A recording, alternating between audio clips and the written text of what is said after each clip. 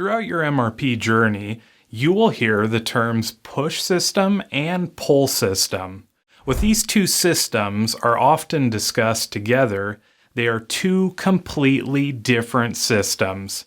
Put simply, a pull system is a technique used to produce only what has demand attached to it. In other words, inventory or information is only pulled when triggered or demand signal is generated. Kanban is a very popular example of a pull system. MRP can work with pull systems, but it requires a lot of training and change in behavior.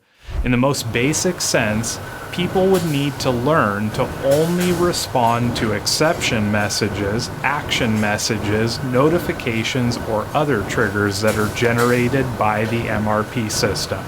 In addition to this, only real orders should be placed into the system. Even still, with these changes, MRP is not a full-fledged pull system. In reality, it is a push system. A push system is the opposite of a pull system. A push system is the production or performance of any item or activity performed at required times by a given schedule that has been planned in advance. Let's look closer at both pull systems and push systems.